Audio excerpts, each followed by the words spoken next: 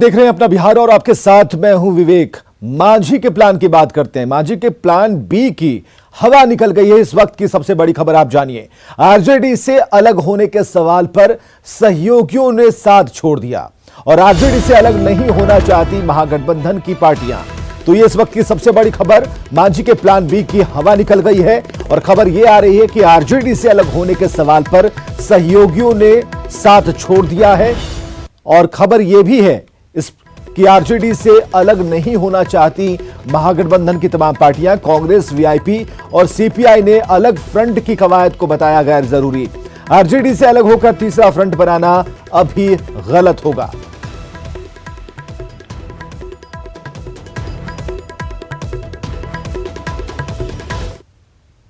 तीसरा मोर्चा बनाना या आरजेडी को छोड़कर विकल्प बनाना, ये हम लोग उचित नहीं समझते हैं।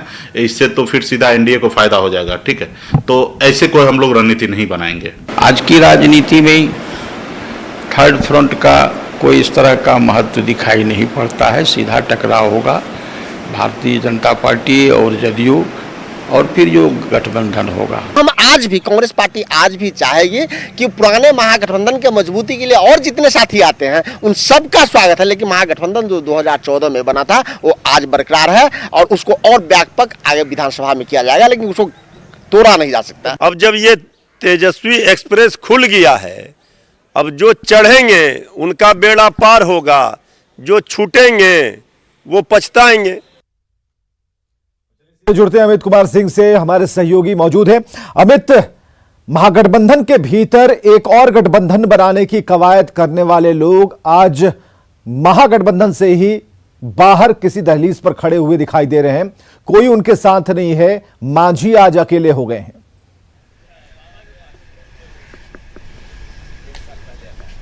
जी बिल्कुल सही कह रहा है आप विवेक, क्योंकि जिस तरीके से हालात बने हैं, देखिए महागठबंधन में इस तरीके से मतभेद और मनभेद की खबरें तो हमेशा आती रही हैं, लेकिन ये शायद पहला मौका है विवेक जब मांझी जो दांव खेल रहे थे वो दांव उल्टा पड़ गया है।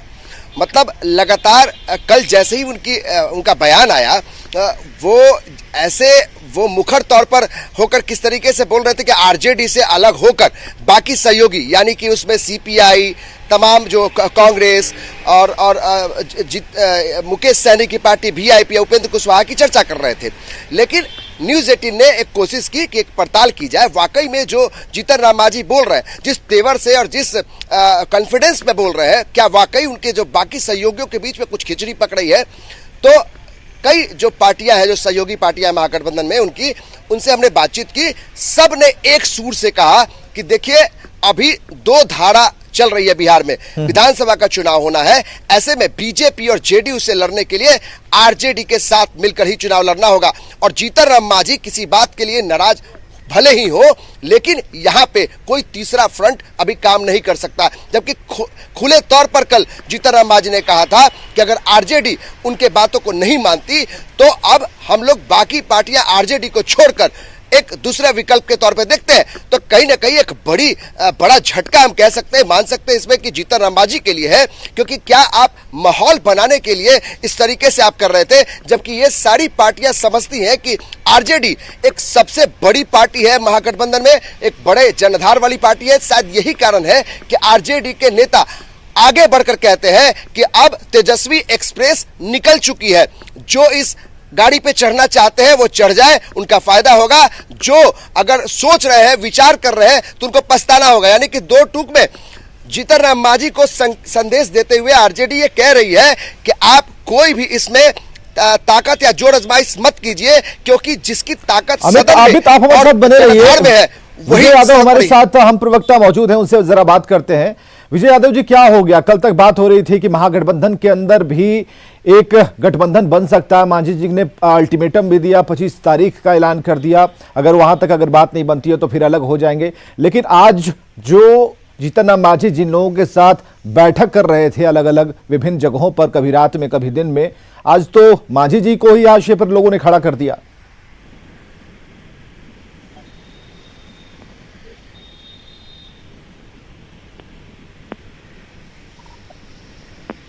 विजय यादव जी, हेलो। हाँ जी, हमारा ये कहना है कि कल तक महागठबंधन के भीतर गठबंधन की रचना हो रही थी, आज मांझी जी वही कर रहे थे लेकिन अब बाहर हैं। नहीं, मांझी जी तो ऐसा कभी नहीं कहा कि हम अलग कुछ फ्रंट बना रहे हैं। देखिए, एकदम सीधी सी बात है, मांझी जी ने स्पष्ट कहा है कि हम लंबे समय से कोऑर्डिनेशन कमेटी के तेजी से मांग कर रहे हैं, उनसे आरजू है, विनती है तो कोऑर्डिनेशन कमेटी बनाकर हम लोग महागठबंधन के तहत चले। उसमें कांग्रेस भी आवाज उठाए, आरएसपी भी आवाज उठाए, वीआईपी भी आवाज उठाए, सभी लोग एक ही करना था। लेकिन आज क्या हुआ? आज क्या हुआ? आज तो वीआईपी का भी बयान हम सुन रहे हैं, कांग्रेस की भी बात सुन रहे हैं, सभी के बयान आ चुके हैं, हमने उस बयान को दिखाया भी है। सभी लोग कह रहे हैं कि इसके लिए हम राजी नहीं है कि कोई तीसरा फ्रंट भी तैयार हो। वो तो कह रहे हैं कि मांझी जी ने ऐसी बात कही थी। नहीं, देखिए वो क्या कहते नहीं कि देखिए राजनीति संभावनाओं का खेल है, बहुत जल्दी हटाने की जरूरत नहीं है। यदि महागठबंधन में हम लोग तभी रहेंगे। विजय यादव जी, संभावना का खेल ये हमें भी पता है, लेकिन देखना होगा कि अभी मांझी जी का क्या होता है। चलिए, एक खबर आ रही है कि गया में पशु को बांधने के एक मामले में एक महिला की हत्या की गई है। बड़ी खबर है, घटना फतेहपुर थाने के धनगांव की है। 50 साल की रीता देवी अपने घर के पास खूंटा गाड़ रही थी, जिसका पड़ोसी प्रमोद सिंह ने विरोध किया और फिर प्रमोद और उसके घर वालों ने लाठी डंडे से रीता देवी पर हमला बोल दिया। घायल महिला को फतेहपुर सीएचसी लाया गया है। डॉक्टरों ने उसे मृत घोषित कर दिया और आरोपी फरार है।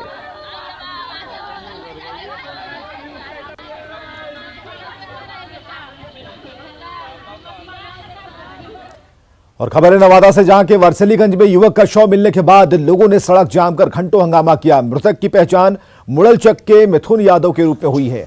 परिजनों की माने तो मिथुन बंद पड़े चीनी मिल के क्वार्टर में बंधे अपने पशुओं को देखने गया था, लेकिन वो वापस घर नहीं लौटा। सुबह में मिथुन का शव चीनी मिल के क्वार्टर में मिला। परिजनों ने गोतिया पर जमीन विवाद में हत्या की आशंका जताई है। घर वालों का यह कहना है कि जमीन विवाद का मामला कोर्ट में लंबित है और उन लोगों को बार बार जान से मारने की धमकी दी जा रही थी।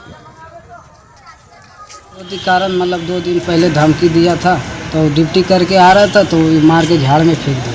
कैसे पता चला? पता चला सुबह उठे, उधर गए तो फेंका हुआ है। क्या चीज़? मेरा भाई। और एक और बड़ी खबर हम आपको बता रहे हैं, मधुबनी में ट्रक के जरिए डाक पार्सल ले जाने की आड़ में शराब की तस्करी का मामला सामने आया है। लखनौर थाना इलाके में कछवी तमूरिया गांव के पास सड़क किनारे एक ट्रक पलटने के बाद इस मामले का खुलासा हो गया, जिसके बाद पुलिस मौके पर पहुंची और ट्रक के अंदर जब तलाशी ली गई तो सैकड़ों कार्टन अंग्रेजी शराब बरामद की गई। बताया जा रहा है कि ट्रक की बॉडी में करीब 8 फीट के एक रैक को चदरे से वेल्डिंग कर उसके अंदर शराब छिपा कर रखी गई थी। फिलहाल इस मामले में किसी की गिरफ्तारी नहीं हो पाई है, पुलिस जांच कर रही है। वार्ड नंबर 56 के रानीपुर पैजावा की कल हमने एक तस्वीर आपको दिखाई थी। सड़क निर्माण के क्रम में चैम्बर को खाली छोड़ दिया गया था। अब आप वार्ड संख्या 56 की सड़क का हाल देख लीजिए। 1.5 महीने से इस सड़क को खोदकर छोड़ा गया। हालात ये है कि गाड़ी छोड़ दीजिए, इस सड़क पर पैदल चलने में भी जान का खतरा है। हमारे सहयोगी रजनीश कुमार ने जायजा लिया है। वार्ड नंबर 56 रानीपुर पजावा की आपको अब दूसरी तस्वीर दिखा रहे हैं। शायद आपको भी यकीन नहीं होगा कि ये राजधानी पटना से सटा हुआ इलाका है। जरा देखिए आप कि बाईपास ठीक आपके सामने बाईपास है और वहां से अंदर सड़कें आती है और सड़क की स्थिति क्या है। पूरी तरह से गहरी खाई है, कीचड़ है और खतरा है। सड़क जर्जर है। तो आप शुरुआत में देख सकते हैं कि किस तरह से काम जो है अधूरा छोड़ दिया गया है। ठेकेदार फरार हैं, वार्ड पार्षद के पास कोई जवाब नहीं है और भगवान भरोसे लोग जो हैं इस बरसात में अब दिन काटने को विवश हैं। जरा स्थानीय लोग हैं, उनसे ही बात करते हैं कि कैसे ये बरसात आप लोग काट पाएंगे। देखिए, कहना ना चाहिए था लेकिन दुख हुआ तो कहना पड़ता है। क्या रोड बनाइन है कि उन्हें चैम्बर भी टूटा हुआ है, खाई है, मौत की खाई है। इस रोड में जाना आना बंद है। किस तरह से जा रहा है आदमी, ये देख रहे हैं। तो गाड़ी और 4 चक्का छोड़ दीजिए, बाइक और 4 चक्का, लेकिन पैदल यात्री है वो भी कैसे चल रहे हो? एमे हिल के जा रहा है, आ रहा है, एमे हिल के जा रहा है, आ रहा है, वही में गिर रहा है, अपन नेटा फेटा के अपन निकालता है। सब आमदी यहाँ से बैठा रहता था, सब लोग निकालता है उसको। नेताजी कहाँ हैं? वार्ड पार्षद साहब और सब नेताजी कहाँ? विधायक जी, सांसद सब सुतल हैं बढ़िया से, अपन आराम से, या काम रहेगा जया आवेंगे, सुतल हैं। जैसे काम रहेंगे, जैसे हाथ गोड़ जोड़ेंगे, अखनी कोई न ध्यान है। देखिए जरा साइकिल को किस तरह से गोद में उठाकर लोग सफर करने को विवश हैं, यानी गहराई है, गड्ढे हैं, कीचड़ हैं और लोग मजबूरन सफर कर रहे हैं। तो ये आलम है, यानी बगल में बाईपास, राजधानी पटना बगल में, पूरी सरकार पटना में, और जो दावे किए जाते हैं नगर निगम की ओर से कि बरसात से पहले हालात ठीक हो जाएंगी, लेकिन ये बताने के लिए काफी है कि राजधानी पटना वासी जो हैं अब भी भगवान भरोसे ही रहने को विवश हैं। कैमरामैन मनीष उनिया के साथ रजनीश कुमार, न्यूज़ 18 पटना। और तस्वीर हम दिखाने जा रहे हैं मधुबनी की, जहां थोड़ी सी बारिश में गांव की सड़कें कीचड़ में तब्दील हो गई हैं, जिसमें फंसी सड़क को गाड़ियों को निकालने के लिए ग्रामीणों को कड़ी मशक्कत करनी पड़ रही है। और ये कुछ तस्वीरें हम आपको दिखा रहे हैं। ये नजारा मधुबनी के करहारा गांव का है। थोड़ी सी बारिश क्या हुई, पूरी सड़क कीचड़ में तब्दील हो गई। बारात में आई गाड़ी और उसमें बैठे बाराती भी इसमें फंस गए। फिर गाड़ी को दलदल से निकालने में कितनी मशक्कत करनी पड़ी आप खुद ही देख लीजिए। कार पर रस्सी बांधी गई, कुछ लोगों ने आगे तो कुछ लोगों ने पीछे से जोर आजमाइश की, तब जाकर कहीं गाड़ी इस कीचड़ से बाहर निकल पाई। इस सड़क पर 20 साल पहले ईंट बिछाई गई थी, जिसके बाद से किसी ने इसकी कोई सुध नहीं ली और आज इस सड़क की हालत कुछ ऐसी हो गई है कि यहाँ से गुजरना खतरे से खाली नहीं। हम लोग फिल्म में देखा करते थे पिक्चर में कि जब पहाड़ के नीचे गाड़ी गिर जाया करती थी तो लोग रस्सी बांधकर गाड़ी को खींचा करते थे, लेकिन स्थिति ये है कि आज के समय में गांव के अंदर गाड़ी फंस जा रही है कीचड़ में और लोग रस्सी बांधकर गाड़ी को खींचते हैं, इसलिए कि ताकि उस कीचड़ से निकल जाए और हम अच्छी सड़क तक पहुँच सके। गांव की सड़कों को दुरुस्त करने के लिए कई योजनाएं चल रही हैं और करोड़ों रुपए इस पर खर्च भी हो रहे हैं। इसके बावजूद सड़कों की दुर्दशा दूर होने का नाम नहीं ले रही। अमित रंजन, न्यूज़ 18 मधुबनी। तो सीतामढ़ी की जर्जर सड़कों ने विकास पर ब्रेक लगा दिया है। 10 साल पहले जिस सड़क का निर्माण हुआ था वो अब भी अधूरी है, जबकि कंस्ट्रक्शन एजेंसी फरार है।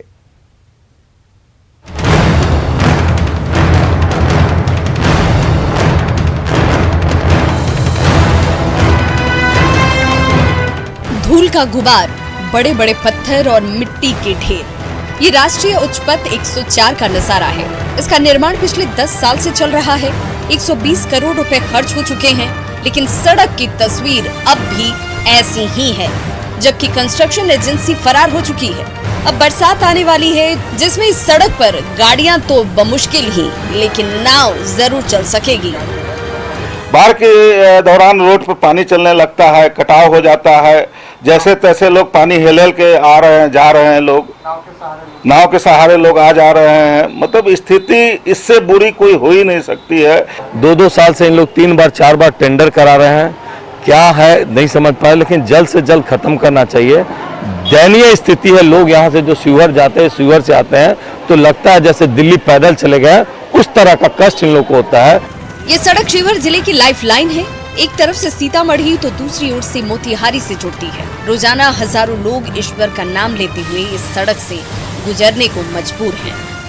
104 में प्रगति नहीं हो पाई है, यह बात सत्य है। तो अब जब लॉकडाउन का लगभग समाप्ति है या बहुत से अधिक चीज़ों में रिलैक्स कर दिया गया, तो हम लोगों का पूरा प्रयास होगा और हम लोग उच्च स्तर से भी समन्वय स्थापित करके इस बात की पूरी कोशिश करेंगे कि NH 104 का निर्माण वापस पटरी पर लौट सके। बहरहाल सड़क निर्माण की धीमी रफ्तार से साफ जाहिर है कि ये कहना फिलहाल मुश्किल है कि ये सड़क कब बनकर तैयार होगी और कब शिवहर वासियों की मुश्किलें दूर होंगी। राकेश कुमार, न्यूज़ 18 शिवहर।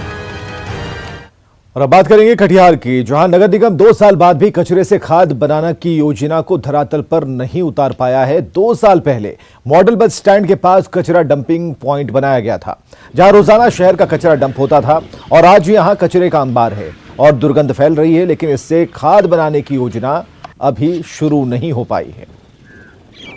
मना था कि जो कचरा का जो है कि से खाद बनेगा, और गंदगी से इतना बर्बादी हो रहा है कि जो मैंने गांव में धिया पुता के सबको बीमारी फैल रहा है। ऐसे कुछ हुआ नहीं, आने कुछ किया। हम लोग बस स्टैंड के पास में ही हमारा लैंडफिल साइट भी है, जहाँ पर हम लोग कचरा डंप करते हैं। वहाँ पर कचरे को सेग्रीगेट करेंगे हम लोग, सूखा और गीला कचरा को अलग अलग करेंगे। गीला कचरा से हम लोग कंपोस्ट बनाएंगे।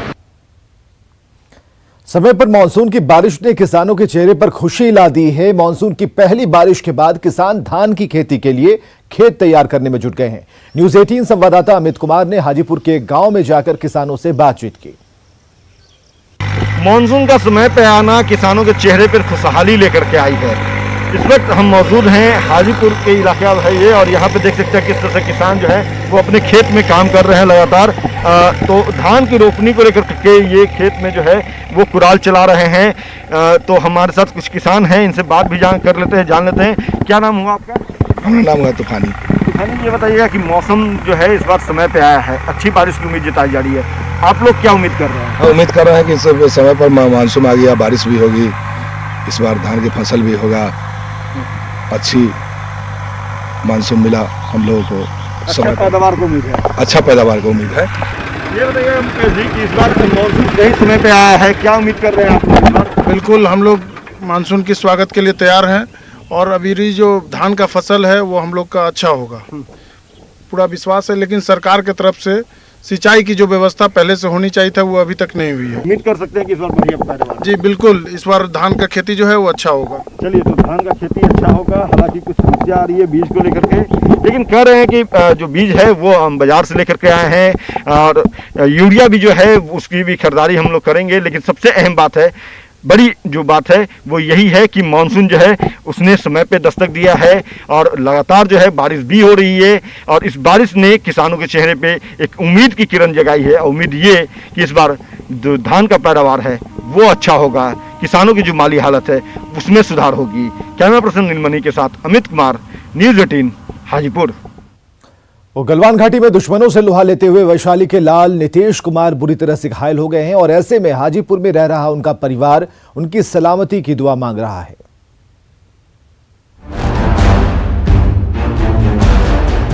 जिस दिन सरहद पर भारत चीन भिड़ंत हुई, उसी दिन इस मासूम का पहला बर्थडे था। दिन भर इंतजार के बाद भी जब बॉर्डर पर तैनात पिता नितेश कुमार का फोन नहीं आया तो सभी परेशान हो उठे। आखिरकार 2 दिन की बेचैनी के बाद फोन पर उनकी आवाज सुनी तो कुछ राहत मिली। वो गलवान घाटी में चीनी सैनिकों के छक्के छुड़ाते हुए घायल हो गए और अस्पताल में भर्ती है। मुझे मेरे पापा पे बहुत गर्व है कि वे चीनी सेना को मार के घायल हुए। पापा से एक्सपेक्टेशन है कि पापा जल्दी से ठीक हो जाएंगे और फिर जाएंगे और सबको युद्ध करके हरा देंगे। मुझे अपने पति पर गर्व है, जो की है बहुत अच्छा की है। आगे भी देश की सेवा में लगे रहेंगे, जितना हो सके वो करते ही रहेंगे। अभी ठीक हो जाएंगे, उसके बाद फिर जाके फिर जो होगा वो करेंगे आगे। बेटा मार के तब घायल मुँह तोड़ जवाब दे के तब बेटा घायल भेलक। घायल जवान के पिता राम नरेश सिंह भी फौजी रहे हैं। उनका बेटा दुश्मनों के दांत खट्टे करते हुए घायल हुआ है। उन्हें अपने बेटे पर गर्व है। मुझे बच्चे पर पूरा गर्व है, और सरकार की जो भी योजना है वो ठीक है, और जो काम करा वो भी बहुत अच्छा। मातृभूमि की रक्षा के लिए मेरा भाई अंतिम दम तक लड़ते लड़ते घायल हुआ है। उसके लिए किसी प्रकार का कोई मन में मलाल नहीं है। लद्दाख के गलवान घाटी में जो कुछ भी हुआ उससे पूरा देश सदमे में है। हालांकि जिस तरह से भारतीय जवानों ने बहादुरी दिखाई उस पर देशवासियों को फक्र भी है। राजीव मोहन, न्यूज़ 18 हाजीपुर। कोरोना को मात देने के लिए आयुर्वेद अस्पताल इम्यूनिटी बूस्टर तैयार कर रहा है। पटना का राजकीय आयुर्वेद कॉलेज तुलसी, दालचीनी, सोंठ और काली मिर्च से इम्यूनिटी बूस्टर बना रहा है। आयुर्वेद कॉलेज के प्रिंसिपल का कहना है कि फिलहाल कोरोना की कोई दवा नहीं है, इससे बचने के लिए अपनी रोग प्रतिरोधक क्षमता बढ़ानी होगी। औषधियों के सेवन से रोग प्रतिरोधक क्षमता आसानी से बढ़ाई जा सकती है।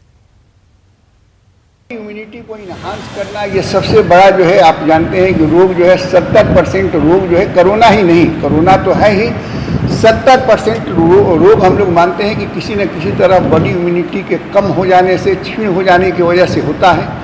बॉडी इम्यूनिटी को बढ़ाने के लिए आयुर्वेद और योग दोनों का समन्वित बहुत बड़ा योगदान है।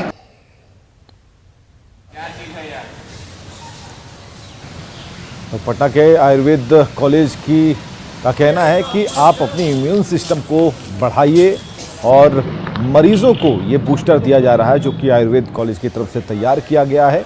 कोरोना के लिए इम्यूनिटी बूस्टर तैयार है। केंद्रीय कानून मंत्री रविशंकर प्रसाद ने अपने दिल्ली के आवास पर योग किया। रविशंकर प्रसाद ने कहा कि योग भारत की विरासत है और योग से हम किसी भी रोग से लड़ सकते हैं। नियमित रूप से योग करना चाहिए। योग का संदेश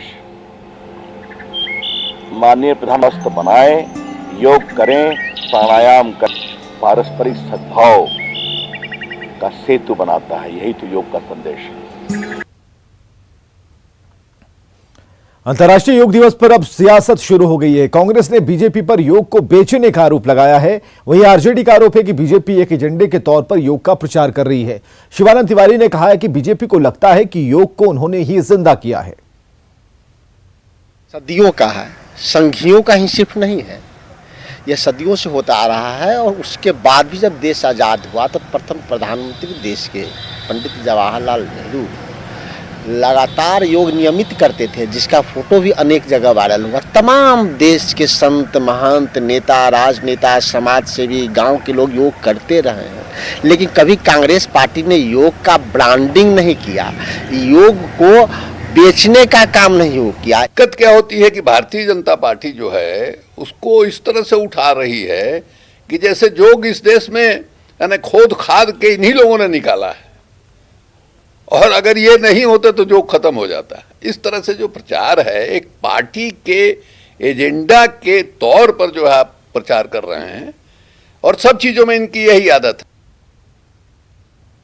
और आगे देखिए जोहार झारखंड।